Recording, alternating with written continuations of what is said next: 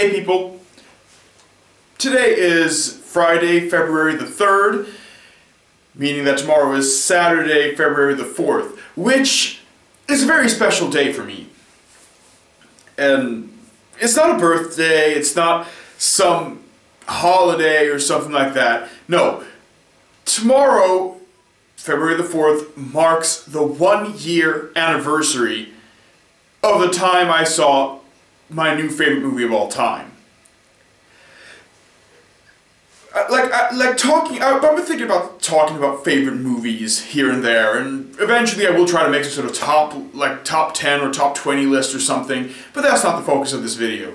It isn't really about about the movie I'm about to talk about anyway. It's just really me talking about, just basically yammering about best versus favorite film and trying to make some sort of distinction, because it always ends up being a sort of an argument when I talk about favorite or best films with people. I'm a lucky guy because I actually can remember the date and just the experience of the first time I saw my favorite movie, and just feeling this childlike, joyful bliss after having seen it for the first time. Now, I'm not going to keep it secret or anything what it is. Tomorrow marks the 1-year anniversary of my first watching of Tangled, which is my favorite movie of all time. And again, just to make it clear, not the best movie of all time. That would be a crazy thing to say, because that just wouldn't be true. No, what I'm talking about is, and I feel this is what this video really is about, is a lot of people seem to think when I say that Tangled is my favorite movie of all time, that I'm saying it's the best movie of all time, which is ludicrous. It's ridiculous. I follow a lot of internet reviewers, and Video Game Nerd and James Rolfe. I actually like him more when he talks about movies, because it's obvious that's really where his passion is. I follow James Rolfe, Nostalgia Critic, Spoonie, Brad Jones, that guy with the glasses crew. And I've seen the first three I mentioned, Spoonie, Nostalgia Critic, and James Rolfe. I've seen them do their top list of favorite movies. In Spoonie's case, he just talks about them here and there. I know The Thing is one of them, and I know his favorite movie of all time is Big Trouble in Little China. Now, what I'm trying, the thing is, when I talk to my friends, they ask me why I like Tangled so much. I say, don't talk to me about this. I actually used to carry around a 14-page, font size 9, 1.0, text margin document with me. 14 pages of this, which was an analysis of Tangled, explaining why I thought it was the best Disney. I will say I think it's the best Disney princess movie ever made. That is something that I will actually defend. But I think it's better than Beauty and the Beast.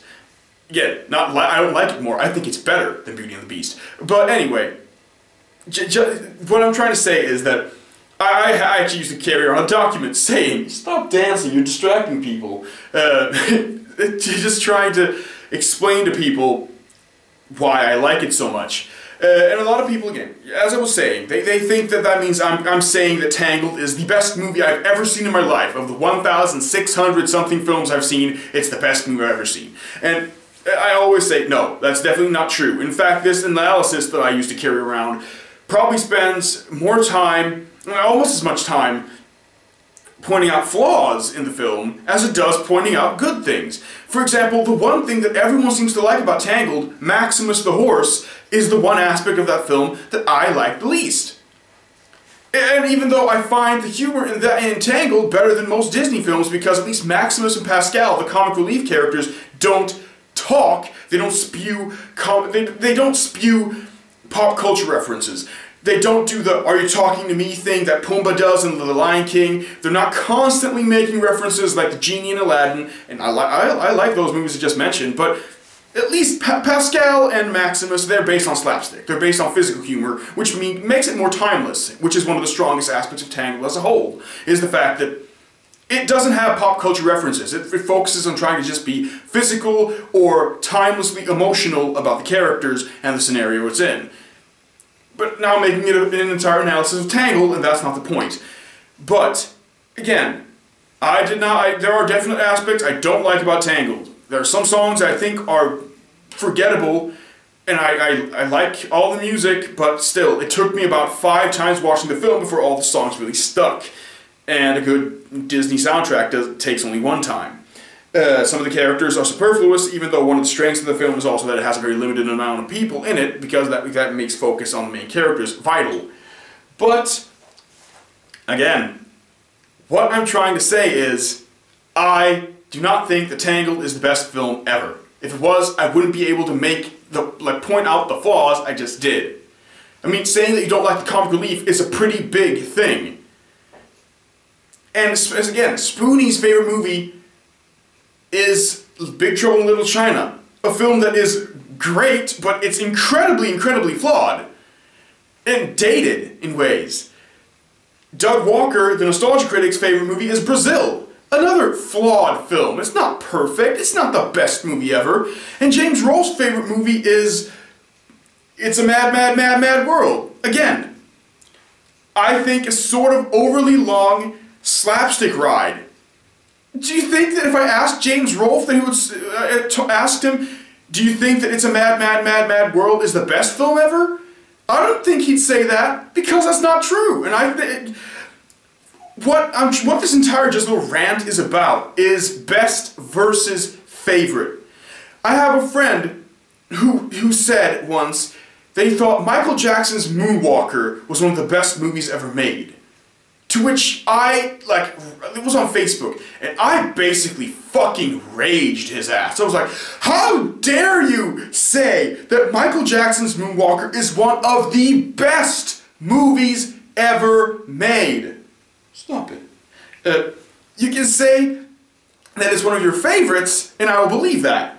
But saying that it's one of the best means that of the hundreds of thousands of movies made over in every single country of the entire world, you are claiming that, I don't know what percent the best means, but that means at least the 1% of all the films made ever. You're saying that Moonwalker belongs there, which is complete and utter bullshit. Look, I'm gonna do a similar thing and just say, I really like Jim Henson's Labyrinth with David Bowie and Jennifer Connelly. One of my favorite movies in a way, not in the top 20s or anything, but it's really high up on my list. But I'm not going to say it's one of the best movies, because it's definitely not. It's really, really flawed. And in fact, I find David Bowie kind of distracting in it in a lot of situations. So yeah, best versus favorite.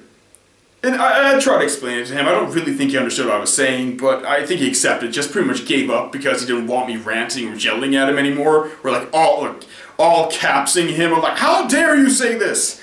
Raging as I do. But, yeah. It's just so annoying how people don't understand that distinction. And, I mean, honestly, if you want to have the best movie ever as your favorite movie, I almost think that Roger Ebert has the answer. His favorite movie is Citizen Kane.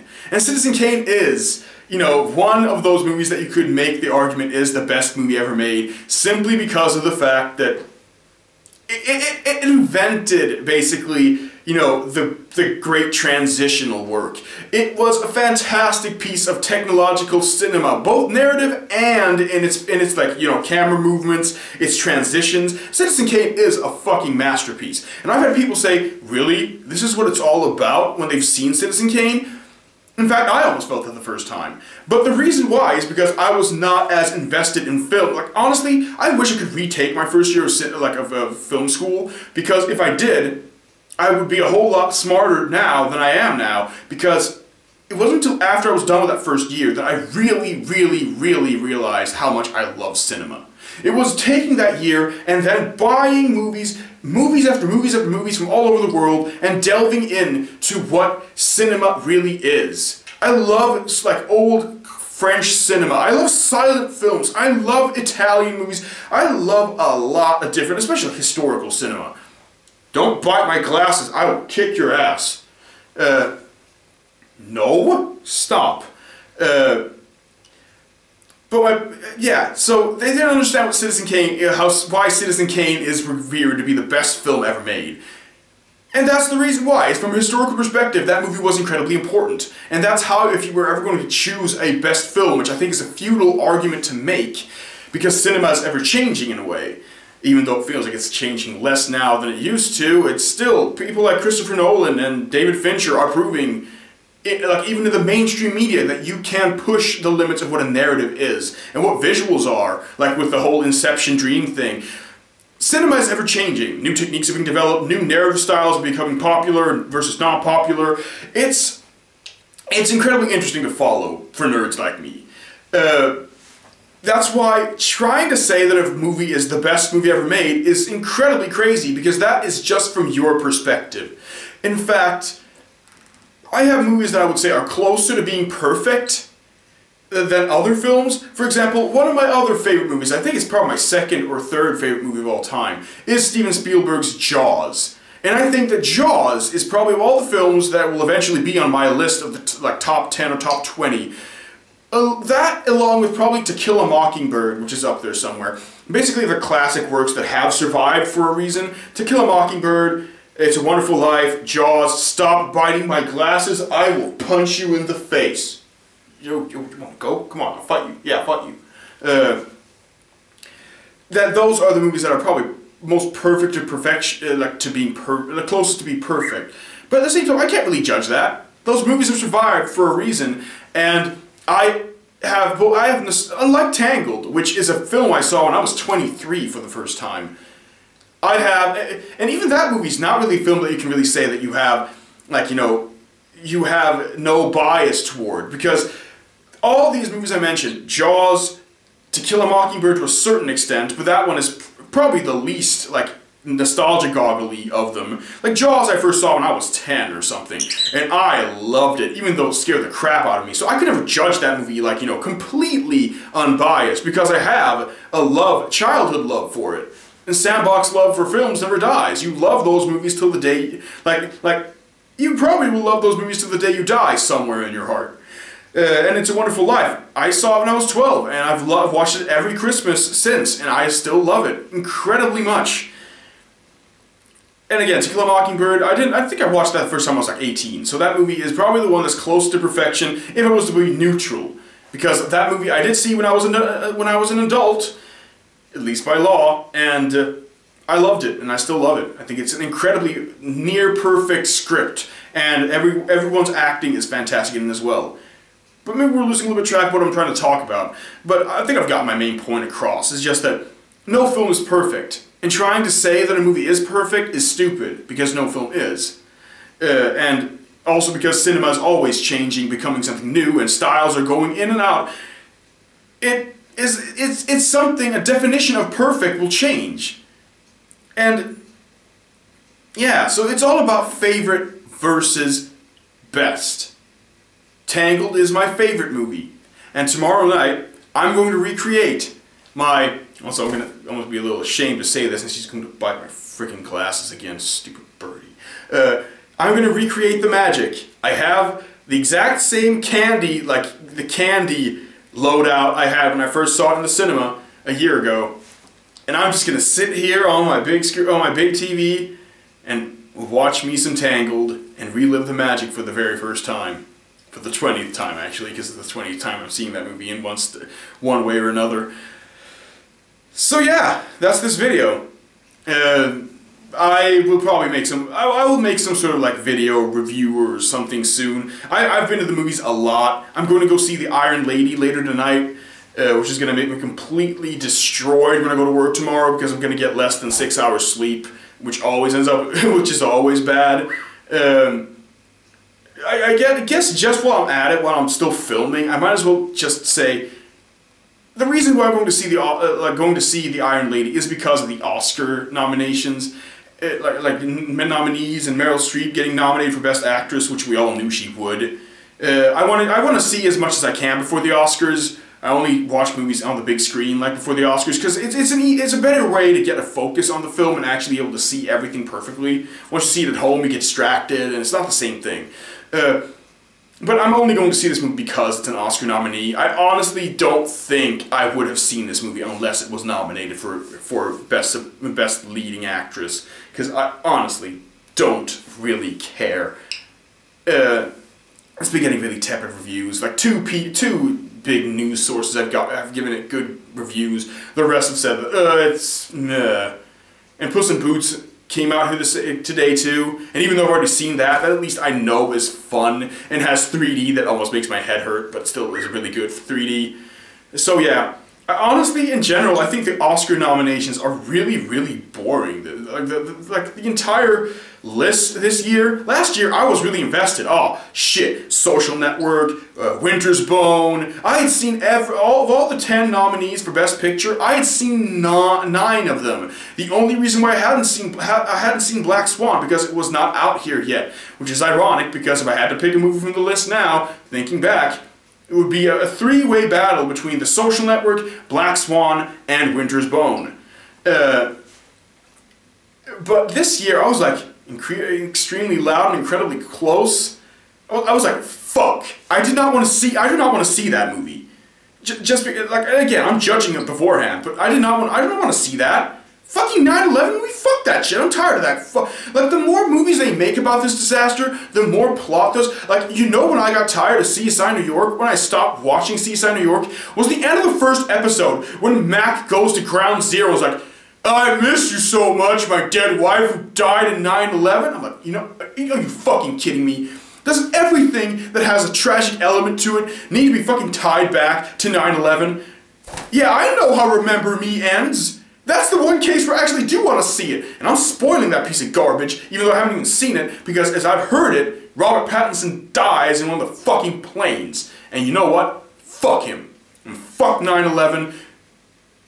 The entire whoring out of this big tragic disaster where all these poor innocents died is slowly but surely losing focus and losing its tragic core by being made into Hollywood's easy tug at your heartstring bucket of shit. How can we make this sad? Hey, this movie takes place in New York, right? No, it takes place in Seattle. Well, fuck it! Change it to New York and add a 9/11 subplot! So, I'm so fucking tired of it. But now I have to see Extremely Loud and Incredibly Close because it's on the Oscar nominee list. Along with War Horse. And The Help. I knew The Help would be on this list. I really did. But, oh fuck, it makes me wish I had what I did was, I was at work. I printed out a sheet with, actors and actresses and films that deserve to be nominated for Best Picture and for various acting roles that did not get nominated. And I was like, okay, and I hadn't seen half of the nominees for Best Picture yet. I will have seen all but I think Hugo and The Artist by the time that the awards come around. Stop tugging at my glasses because they haven't come out here by that point. And that's the sad part, is that of the films that I have not seen yet, Hugo and The Artist are definitely the two that I am looking forward to the most to seeing, especially The Artist. I saw The Descendants last week, which was, for lack of a better word, fucking A. It was amazing. It was fantastically well written, directed, beautiful setting, and all the actors did an amazing job. Yes, even Matthew Lillard did more than I expected him to with his, 5 to 7 minute, role. It was a great film, and while I don't think it should win Best Picture, I still really, really liked it. But okay, the film I'm basically judging all this from, I'm going to take these off so she doesn't have to yank at. The films that I'm judging them, oh, you're going to bite my ears instead? Really? That's how it works? Fuck you. So basically, what my standpoint was, films that I think deserve to be on the fucking Best Picture list more than The Help. And the films are, let's see if I can remember off the top of my head. I was like, where's Drive? I think Contagion should be on this list before The Help. Where the fuck is Tinker Tailor Soldier Spy? That's my big one. Where is Tinker Tailor Soldier Spy? That movie is better than The Help. And I guarantee you that it's fucking better than Extremely Loud and Incredibly Close. Again, judging beforehand, but Tinker Tailor Soldier Spy, along with Drive, were probably the closest movies that I saw that were perfect this year. And again, Drive is a film that I've seen twice now. I did not like it as much the second time, but I feel that Drive almost did a perfect job with what it set out to do. Tinker Tailor Soldier Spy, I saw twice, and it was the exact opposite reaction. I saw it the second time, sitting in the theater. I had to go to the bathroom after 10 minutes. I was sitting there, like I was sitting, next to fat people that you obviously couldn't get out, and if you got out, you would never get back in. So I just said, I struggled through this movie, but even in my painful I gotta fucking pee haze, I could tell that Tinker Tailor Soldier Spy was better the second time I saw it, even though I was hurting through it.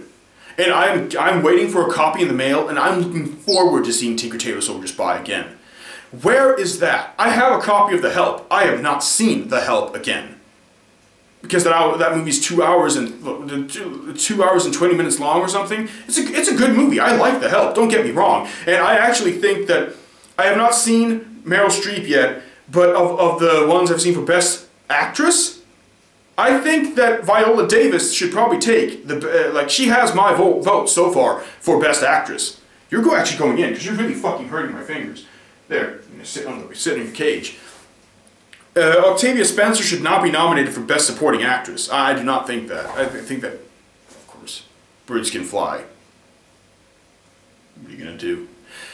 I think, okay, The Help gets both my Best Female Lead and Supporting thus far. Again, I have not seen some of these movies yet, but the ones I have seen so far, and I wish I had the list prepared, but I wasn't even going to make this sort of nominee thing. Jessica Chastain, I think, was awesome. She was fantastic in The Help, and Viola Davis as well. But just to get back to the films that I think should be nominated over The Help. Obviously, I have films like Attack the Block and Super 8, which I think should be nominated, but obviously they never will be, especially Attack the Block. I was sort of hoping that Super 8 could be nominated, but I guess Hugo took that because it was made by a more proven director. And again, I'm not saying anything about Hugo. I'm really looking forward to seeing Hugo and the Artist. It's just, I kind of wish that they'd just thrown out The Help, and they could have had 10. They had 9 spots this year. They could have put in a 10th one. What, you telling me that Super 8 wasn't worth it? I'm trying to think if there's anything else. I said Contagion, right? I think Contagion is one of the movies that a lot of people didn't like, I think. Or they thought it was underwhelming, that I really enjoyed. They're basically the big one. The big one that I forgot. Which seems like the Academy pushed from their minds, of course, as well. A film that I did not really like the first time. The more I thought about it, the more I liked it. Is Lars von Trier's Melancholia, which for obvious reasons is not nominated because he made some horrible anti-Semitic comments at the Cannes Film Festival, which of course resulted in that movie pretty much being, blacklisted from all awards, or from the Oscars. It has gotten critics awards. It's been heralded as being one of the best movies of the year almost everywhere else except in big major American award ceremonies like the Golden Globes and the Oscars. That movie should be nominated for Best Picture. It's a fantastic film. It's an amazing film. At least the second half of it, where the actual disaster starts coming, is one of the most gut-wrenching things I've ever seen. Without saying too much about Melancholia, when the world is destroyed at the end of that film, because it's not a movie about stopping the end of the world, it's just a movie about the world being destroyed. I was sitting in the movie theater, with my friggin' stomach, almost being pulled out of my ass with tension. I'm like, oh fuck, this could really happen, couldn't it? Just sitting there oh shit, I want to go outside and see the sun. I don't think any movie really made me that tense this year. And also, Kirsten Dunst does her best performance ever in this film. And Charlotte Gainsbourg as her sister should also be nominated. That should be another Best Actress and Best Supporting Actress, but they're of course ignored because of the fact that Lars von Trier apparently hates Jews. And you can't say that, even though he obviously didn't really even mean it, because Lars von Trier, I do not think, is a goddamn Nazi. Of course he's made apologetic remarks, but please, we didn't believe Kanye when he tried to apologize to Taylor Swift. We didn't believe what's his name, Kramer from Seinfeld, when he apologized about calling all those people the N-word at that comedy stand-up. We don't believe when people say they're sorry, and a lot of times I don't think we should. Maybe it's just because I'm a film guy, or because of the fact that Lars von Trier is unlike the other two people I mentioned, not a native English speaker, which means that he doesn't understand the weight or cultural impact it can have to make fun of, or not make fun of, to hate openly on Jewish people in America or in front of American press. I'm just going to say, Lars von Trier is not a Nazi.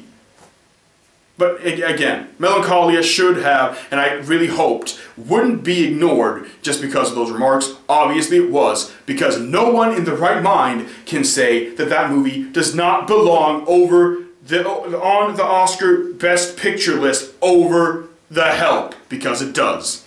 Now I actually made myself feel a whole lot more angry than I thought I would. This bird is clawing at my hands, and I think I've run out of things to say that really have any sort of importance. So yeah, I gotta go to work in 40 minutes before I then go to see Meryl Streep act like a scary, evil British lady. Yeah.